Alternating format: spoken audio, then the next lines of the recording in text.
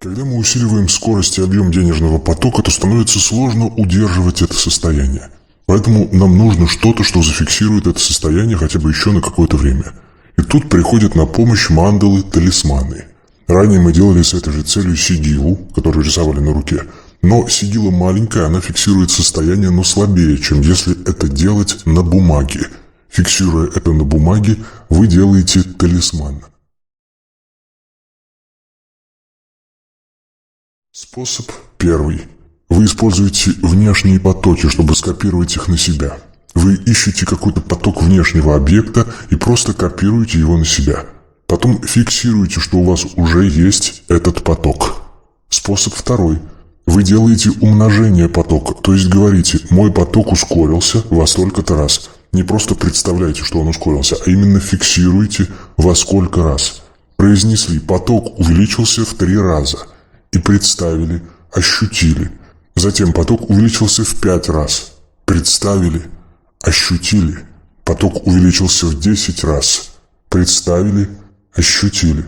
И каждое это умножение должно менять, усиливать ваше внутреннее состояние. Способ первый. Первое. Вспоминайте медитацию на расширение и усиление денежного потока. Есть 4 части потока: выход, середина, вход и объект, от которого идут деньги. Увеличиваем поток в каждой из этих частей и прокачиваем энергию. Второе. После того, как включили поток, вы даете команду, что поток усиливается в 2 раза. Представляете и ощущаете, что это реально так. Третье. Далее размышляйте: если поток увеличился в 2 раза, то сколько денег вы теперь получаете? К примеру, вы получаете 50 тысяч, настроились на поток, дали команду усилить его в 2 раза и понимаете, что сейчас получаете уже 100 тысяч и настраиваетесь, что это так. Это должно менять ваше состояние. Это похоже на медитацию на увеличение получаемой суммы, только здесь вы соединяете эту медитацию и заклинание денежного потока. Они идут вместе и за счет этого усиливают друг друга. Четвертое. Затем вы говорите: я увеличиваю поток в 3 раза. Представили, увидели и понимаете, что получаете уже 300 тысяч. Вы должны поверить внутри себя, что это действительно так. То есть ощутите это состояние, в котором вы получаете 300 тысяч. Способ второй. Первое. Настройка на структуру потока. Ощущаем, видим поток денег. Несколько усиливаем его, то есть понимаем, что поток увеличивает скорость и объем у тех людей, от которых он идет к вам. Потом от них он идет к вам и тоже усиливается. Усиливается внутри вас и от вас усиливается. Второе. Умножение потока в 2 раза. Здесь вы решаете, что хотите стать более широким сосудом денег. У вас такое намерение, вы хотите вырасти в объеме. Вы увеличиваете поток денег, проходящий через вас, желаете стать большим потоком денег и даете себе команду: поток увеличивается в 2 раза, или скорость и масса потока увеличиваются в 2 раза. Представили, увидели, что это так, и ощущаете, что ваше внутреннее состояние меняется. Вы чувствуете себя по-другому и называете сумму, которую вы теперь получаете. Теперь я получаю. Начальную сумму умножаете на 2. Ощутили, прочувствовали внутреннее состояние, что это так, поверили в это. Третье. Умножение потока в 4 раза. Далее даете себе новую команду. Поток увеличивается теперь в 4 раза. И видите, представляете, что поток усилился. Считаете сумму и говорите, что получаете теперь такую-то сумму в месяц. Результат умножения начальной суммы на 2 теперь умножается на 4. То есть в итоге это равно начальной сумме, умноженной на 8. И ощущаете, что ваше состояние меняется.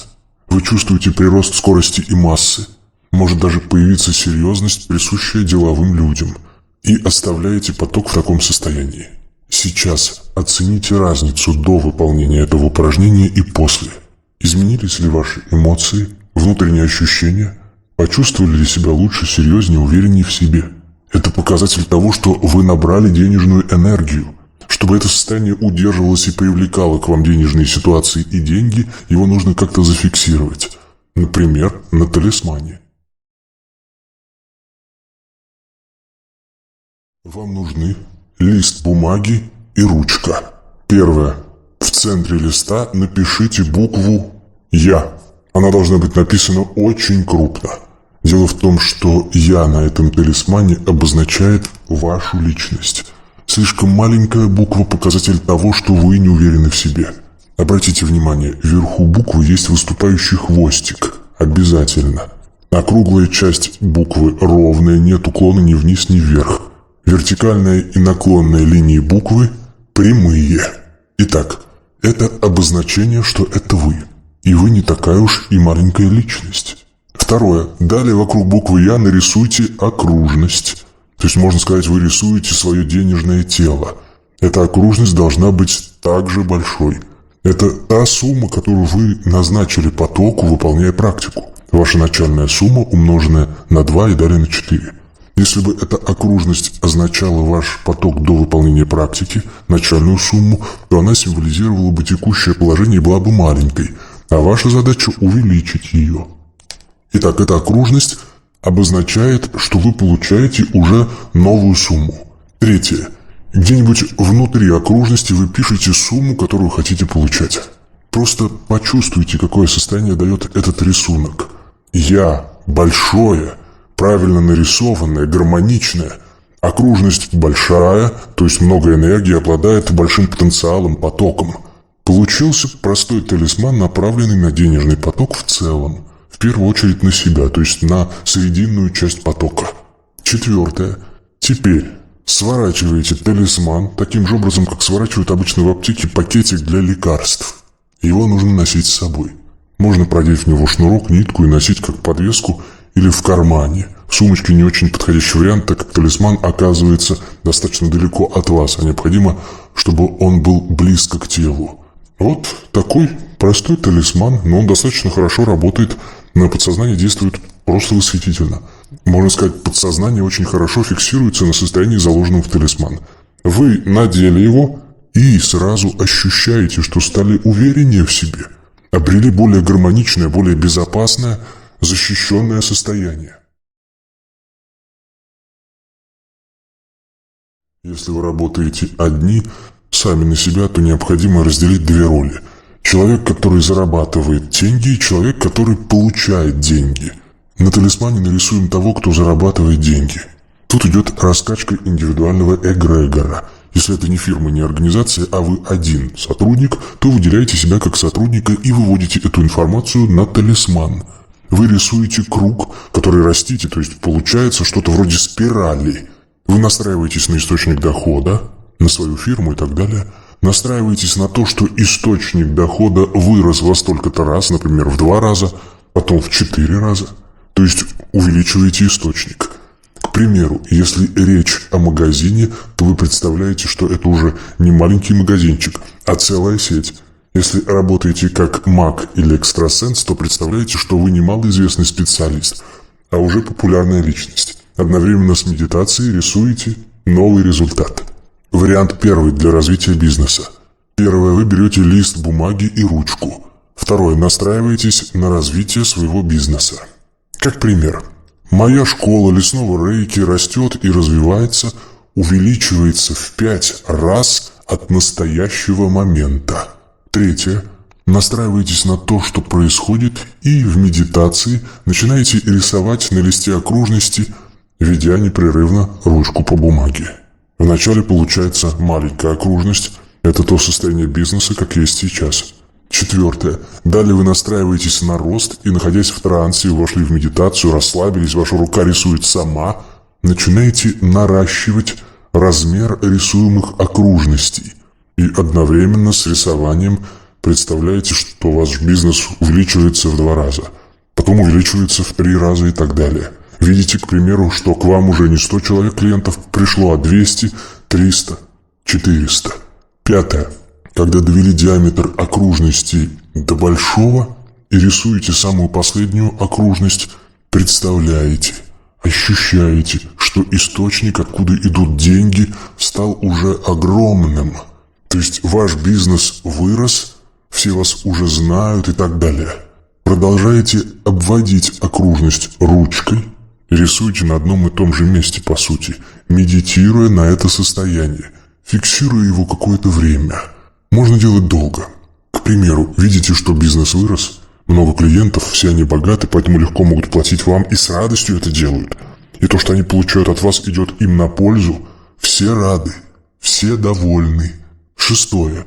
После того, как талисман готов, он складывается таким же образом, как и первый, и носится с собой. Не нужно считать, что существует бизнес, который не развивается. Такого не бывает, это иллюзия. Мнение, что бизнес не может вырасти по каким-то причинам, вас ограничивает, урезает ваши деньги. Вас вообще не должен волновать вопрос, может или не может вырасти ваш бизнес, когда делаете этот талисман. Если до этого вы считали это нереальным, то заметите, что с талисманом все намного проще, дела идут легче. Всегда может быть лучше. Даже если вы уже 10 миллионов долларов в месяц получаете, расти есть куда. Поэтому этот талисман надо делать обязательно. Не у всех есть собственная организация или бизнес. В таком случае можно делать талисман и на развитие фирмы, даже если она не ваша, а вы просто там работаете и оттуда получаете деньги. Вариант второй для тех, кто работает на себя. Люди, которые работают на себя, могут сделать такой же талисман на развитие собственного эгрегора. В таком случае вы фиксируете, кто вы. К примеру, я маг, который предоставляет услуги. Это отдельный бизнес. Вы отделяете себя. Есть я человек, который получает деньги, а есть я маг, который эти деньги зарабатывает, производя какой-то труд. Отделять я нужно, потому что развить бизнес как себя мага вы можете только посмотрев на себя со стороны. Первое. Обозначаете, кто вы, в каком варианте вы хотите себя раскачать. Например, я как экстрасенс, который дает консультации, я как маг, который решает проблемы, я как инструктор-преподаватель, я как создатель талисманов и так далее. То есть вы как сотрудник. Вот это вы фиксируете. Второе. И далее делаете то же самое, что и в предыдущем варианте, на развитие бизнеса. Только в данном варианте настраиваетесь, что, к примеру, вы как маг становитесь больше, шире, мощнее в деньгах, более популярным. Поток усиливается, клиентов у вас теперь не 10 в месяц, а 100, 200, 300, 400. Видите, представляете это, настраиваетесь на рост. Вы были безвестным магом, о котором никто не знал. А тут все о вас знают, платят вам деньги. Видите себя со стороны в этой выделенной роли. Третье. И далее точно так же рисуете. Сначала небольшую окружность в соответствии с нынешним состоянием и растите ее. Четвертое. И затем фиксируете итоговое состояние, рисуя и повторно обводя последнюю окружность. Пятое. Далее вы точно так же сворачиваете талисман и носите с собой. Талисман можно использовать для зарядки воды. Первое. Талисман кладется рисунком вверх, и на него ставится сверху стакан, чашка с водой. На ночь чашку с водой желательно прикрыть, потому что если вода стоит открытой, туда может попасть различная грязь, злые духи в том числе. Воду никогда нельзя оставлять открытой дольше 2 часов. Второе. Ночью она у вас заряжается. С утра вы встали и пьете эту воду. Если хотите зарядить много воды, берете лист с талисманом и оборачиваете им бутылку с водой рисунком наружу. Это важный момент. В таком случае у вас будет целая бутылка воды, которую можно пить целый день. Это можно делать, совмещая с практиками. Решили почитать аффирмации, молитвы, выпили стакан заряженной воды. Это будет усиливать ваше состояние. Вода заряжается где-то часов 6-8. Поэтому удобно ставить воду на зарядку на ночь, а с утра ее пить. Потом можно снова долить воду в бутылку, чтобы опять была полная, и снова на ночь поставить на зарядку. Обязательно закрывать крышкой. Стоит сделать несколько таких талисманов. И для ношения с собой, и для зарядки воды.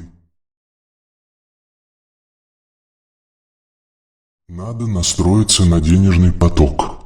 Увеличить его. Затем настроиться на уже увеличенный поток. Написать правильным образом букву «Я». И зафиксировать этот поток окружностью. И после этого написать сумму, которая вышла у вас по расчетам. Первое. Включение в состояние, которое будете фиксировать в талисмане. Настраивайтесь на поток денег. Умножаете его в несколько раз и заодно считаете сумму. Второе. Фиксация состояния в талисмане. Когда вы увидели, ощутили, что это так, настроились на сумму, то начинаете рисовать, не выходя из состояния. Можно это делать с полузакрытыми глазами. Рисуйте букву «Я» и затем окружность. Когда вы рисуете окружность, то понимаете, что она обозначает уже вот эту новую сумму, которую вы получаете в месяц. Записываете эту сумму внутри окружности. Третье. Медитация на талисман. Далее вы просто смотрите на этот талисман и продолжаете ощущать вот этот поток. Глаза смотрят на талисман, и одновременно внутренним зрением вы видите поток денег с этой суммой в месяц. Можно говорить про себя: я получаю такую сумму в месяц. Это будет дополнительно фиксировать этот поток. Обратите внимание на то, как взаимодействие с этим рисунком усиливает состояние. Это «я» и сумма в круге еще сильнее фиксируют вас на том, что кроме вас и суммы в круге нет никого и ничего. И это самое важное, что вы должны зафиксировать. Другие люди, дети, родители и так далее, они за кругом, потому что это обозначение вашего внутреннего состояния, а там кроме вас и денег никого не должно быть. Зафиксировали, почувствовали, что это так. И все. Теперь талисман можно использовать. Можно каждый день делать такой талисман. В процессе изготовления вы усиливаете включение. Допустимо даже рисовать повторно все снова поверх на том же самом талисмане. Первое ваше действие – это фиксация ума, сознания на внешнем потоке. Вы идете в банк или куда-то еще. Если вы находитесь дома, можно также настроиться на богатых людей по фильмам и сделать это упражнение. Второе. Настраивайтесь, ощущаете массу и скорость того объекта, с которого будете их копировать. Третье. Далее вам нужно создать заклинание вида «как там, так и у меня». Внимание уходит сначала туда, фотографирует объект, делает слепок, затем внимание переключается на ваш поток. Четвертое. Итак, настроились на тот объект, запомнили, перешли к своему потоку и понимаете, что между ними есть разница. Пятое. И дальше вы говорите «как там, так и здесь». И ваш поток трансформируется и становится как поток того объекта. То есть вы его превращаете в копию того потока на какое-то время, и за это время идут изменения в вашем внутреннем состоянии. Ваша задача как раз и провести эти изменения в себе просто за счет того потока. Первое. Настройка на поток банка. Настраиваемся на какой-то банк. Можно просто представить себя в банке. Лучше возле или в кассе. Вы видите, что банк – это некий объем денег, к примеру, как озеро. Есть входящий поток и выходящий поток. В целом банк является такой ячейкой со входом, серединой, широкой, потому что банк копит деньги, и выходом. Настраиваетесь на эту трубу, на ее объем, на ее скорость. Она в любом случае будет больше, чем у вас. Настраиваетесь на денежный поток банка. Чувствуете скорость, мощь этого потока. Второе. Копирование качеств потока банка. Потом настраиваетесь на свой поток и чувствуете разницу. И даете себе команду «мой поток теперь как там». Вы копируете качество. И теперь настраиваетесь, что вы – это банк. Вход потока, выход – все аналогично. И вы тоже такой мощный поток. Можете его ощутить в виде суммы в месяц. Спросить себя, когда вы войдете в поток, какой сумме в месяц соответствует этот поток сейчас. Должно быть состояние наполненности, силы. Значит, все сделано правильно. Третье. Фиксация полученного состояния на талисмане. Полученное состояние можно зафиксировать теми способами, что мы уже делали. Иногда так случается, что когда человек настраивается на банк, идут негативные эмоции. Банк – это мерзкая организация, которая грабит людей и наживается на них. Представьте, что было бы, если бы вы родились лет 100-150 назад. Тогда вы оценили бы эту систему по достоинству. Просто мы не понимаем всей благости этого мира. Нам кажется, что мир плохой, злой, и в нем все неправильно. Но посмотрите, что творилось 150 лет назад. А сейчас мы живем относительно неплохо. Хочешь – бери кредит, открывай бизнес, раскручивайся. Когда вы настраиваетесь на банк, выбросите из головы мысли, что это плохо, что это плохая система, что капитализм – это ад, социализм – хорошо. Капитализм – это круто. Открываются возможности, которыми любой человек может воспользоваться, если он захочет. Поэтому нужно поменьше негатива к деньгам в себе вырабатывать. Потому что деньги – система на самом деле хорошая, четко работающая и контролируемая при обладании нужными знаниями. Кризис только в умах людей. Множество людей стали миллионерами именно после кризиса, когда тот начался. Потому что если у вас ум заточен на деньги, то любой кризис идет вам в плюс, так как открывается множество перспектив и способов заработка, особенно если ваш ум фиксирован на цели и росте. Вы наверняка заметили, что при занятии денежной магией ваше внутреннее состояние бывает странным или не совсем гармоничным. Это связано с тем, что вы увеличиваете свою планку.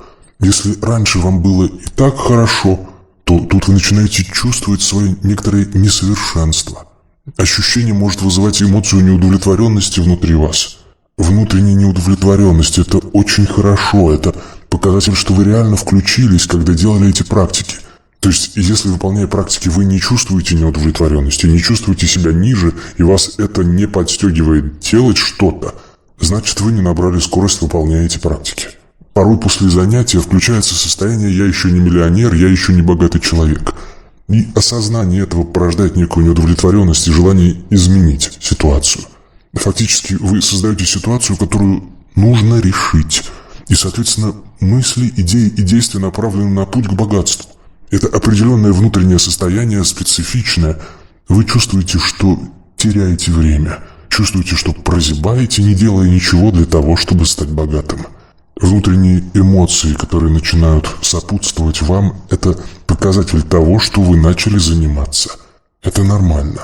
Даже появление депрессии, когда человек понимает, что он далеко не богат и еще много надо сделать, играет на руку развитию. Надо дальше практиковать, и депрессия уйдет, останется стремление, вера в себя и в то, что все получится. Если от практик идет агрессия, значит стоит блок внутри, нежелание меняться, видеть истину со стороны и так далее. Это все следствие нехватки энергии.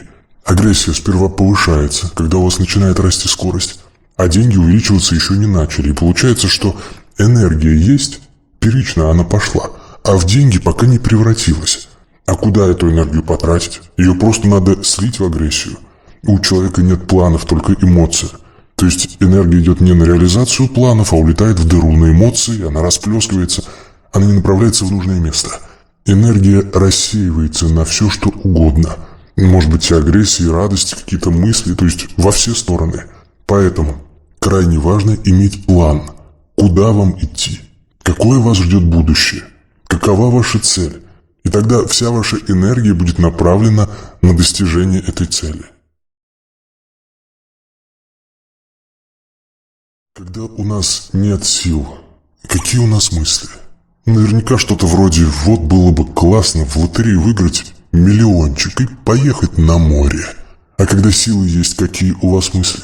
Уверен, они отличаются тем, что вы думаете «открыть бы мне свой ресторан или клуб, вложить бы деньги в крутой проект». Почувствуйте разницу. Когда есть сила, вы хотите выдать что-то в мир, и за это вы деньги получите. А когда нет силы, вы хотите просто от мира получить, ничего не давая взамен.